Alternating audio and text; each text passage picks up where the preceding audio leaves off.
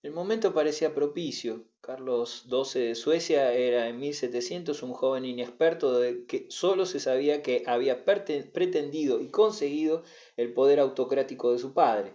Que aquel muchacho alto, austero e intelectual pudiese revelar en la hora del mayor peligro para su país las cualidades de un héroe de las sagas escandinavas, que demostrase ser un jefe animoso e indomable, que sus decisiones fuesen tan rápidas como su voluntad imperiosa y su valor sublime, que no creyese ninguna empresa bastante difícil ni bastante fantástica y ningún trabajo bastante agotador que se lanzase sucesivamente contra Dinamarca y contra Sajonia y los pusiese fuera de combate con una serie de golpes decisivos y de brillantes marchas, y que su primer encuentro con el ejército de Pedro el Grande en medio de una tempestad de nieve de noviembre ante las murallas de Narva fuese una victoria tan aplastante que, aun si no hubiese sido ganada contra un ejército 4 veces mayor que el suyo, hubiese sido memorable en los anales de la estrategia. Todas estas hazañas eran cosas que echaron por tierra todos los cálculos y que parecían presagiar una transformación de Europa.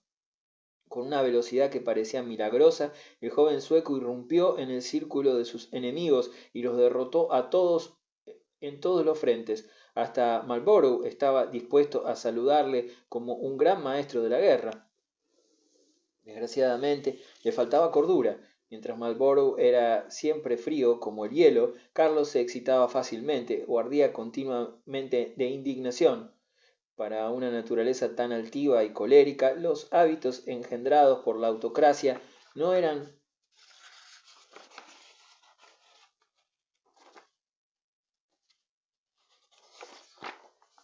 una suerte, sino una maldición, pues cuando su juicio se extraviaba no había fuerza capaz de volverlo a los cauces del sentido común. Fracasos, dificultades, derrotas, humillaciones no producían efecto alguno en su confianza sobrehumana o en sus recursos infinitos. El fatalismo, consecuencia de éxitos anteriores, le llevaba ligeramente a través de todas las vicisitudes, mientras Suecia, desangrada por efecto de su obstinada ambición, descendía rápidamente en la escala del poder hasta perder para siempre su lugar directivo y su intervención en los negocios europeos. Su gran equivocación fue no haber tenido en cuenta bastante a los rusos. Después de derrotarles 40.000 hombres pertenecientes a tropas inexperimentadas en Narva, Carlos creyó que los moscovitas eran luchadores de baja calidad que quedaban a su merced. Así, en lugar de fortalecer las defensas suecas en las provincias bálticas, dedicó 6 críticos años a desalojar y castigar adecuadamente al elector de Sajonia y a establecer un rey de su propia hechura en el trono de Polonia. Lo que consiguió fue ciertamente notable, pero mientras estaba tomando las ciudades polacas o llevaba la guerra al corazón de Sajonia, Pedro de Rusia, que había reorganizado sus ejércitos y descubierto en Yeremtiev un hábil general, se apoderó de las preciosas provincias bálticas, 1701-1704. Buenos jueces han opinado que si Carlos hubiese estado dispuesto a aceptar la oferta de paz del Sajón después de su victoria de Clisow en julio de 1702, hubiera podido salvar por lo menos de momento aquella parte vital del imperio sueco. Sea lo que fuere, no cabe duda de que, después de perder las provincias bálticas, Carlos trató de recobrarlas en una campaña descabellada y con pocas probabilidades de éxito. Después de arreglarse con Sajonia y Polonia y de obligar a Austria a dar satisfacción a sus protestantes de Silesia, marchó al corazón de Rusia para destronar al zar. Allí, en las inmensidades sin caminos de los pantanos y de las selvas, en el frío del implacable invierno ruso, su pequeño ejército de magníficos veteranos encontró un enemigo todavía más formidable que la guardia rusa.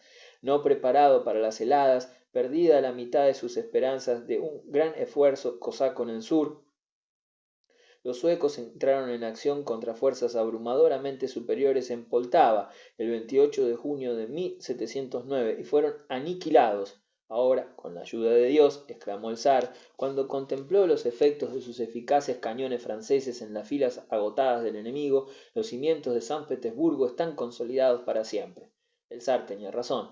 Había asegurado en el campo de batalla de Poltava la puerta de Rusia abierta al oeste. Carlos, que se había visto impedido por una herida de dirigir la batalla, escapó a Bender en Turquía y todavía tuvo ante él 9 años de aventuras. Pero que incitó a los turcos a hacer la guerra a Rusia 1711-1703 y por fin se retiró a su patria, despreocupado e intransigente como siempre, nunca consiguió anular los resultados de Poltava. Aquella batalla había hecho descender el telón para el imperio sueco. Polonia volvió a Augusto de Sajonia, Brandenburgo tomó la mayor parte de la Pomerania sueca, Pedro añadió Riga y Reval a sus conquistas bálticas y el ejército de una poderosa coalición en la que se incluía a Hannover y a Prusia, lo mismo que a Sajonia, Rusia y Dinamarca, obligó a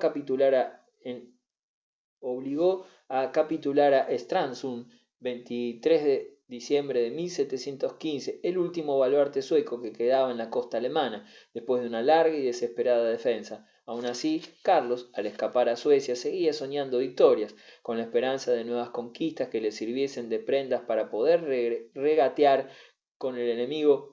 Invadió a Noruega y allí, poniendo sitio a una oscura fortaleza, la altiva figura descubierta y con botas de vueltas que había pasado por Europa como un ciclón, exigiendo sacrificio tras sacrificio a sus suecos, sin perder jamás su apoyo ni su devoción, murió como soldado.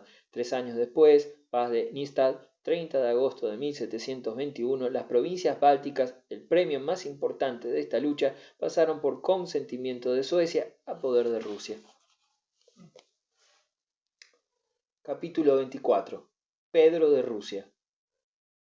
Mientras los contemporáneos de Luis XIV en París y en Londres gozaban de las delicias de una sociabilidad refinada, los súbditos del zar de Moscovia estaban hundidos en la barbarie oriental y en la miseria. La educación no existía, excepto en unas pocas escuelas monásticas. La vida libre de la inteligencia era desconocida en un país en el que el analfabetismo era general y en donde un clero ignorante y perezoso, fanático, en lugar de dedicar parte de su inmensa riqueza al progreso de los conocimientos, estaba dispuesto a suprimir hasta los primeros destellos de curiosidad inteligente. Existen ciertas formas primitivas de diversión propias de los pueblos asiáticos, y éstas las tenían los rusos. Les gustaban las baladas y los himnos, el canto del ministril ciego o la elocuencia del contador de cuentos ambulante, la danza y la bufonería, así como los poemas épicos de su raza, pero además tenían otra diversión ajena al oriente. La embriaguez bestial no era practicada en ninguna parte como allí, ni tan ostensiblemente por mujeres, lo mismo que por hombres, por los hombres de Estado, lo mismo que por los labriegos, por monjes y sacerdotes, no menos que por seglares. Como las mujeres eran guardadas en estricta separación, no había vida de sociedad, sino en los barrios extranjeros de Moscú. La más humilde granjera de Inglaterra hubiera podido decir más de sí misma que la densamente pintada esposa de un rico boyardo, con las espaldas señaladas por los latigazos que era costumbre de los maridos rusos administrar para su propia satisfacción y de las mujeres rusas aceptar sumisas. El zar era el propietario de su tierra y de su pueblo. No había parlamento, ni ciudades o corporaciones libres, desde la infortunada extinción de la libertad republicana de Pskov y Novgorod a fines del siglo XV, ni existía jerarquía social organizada.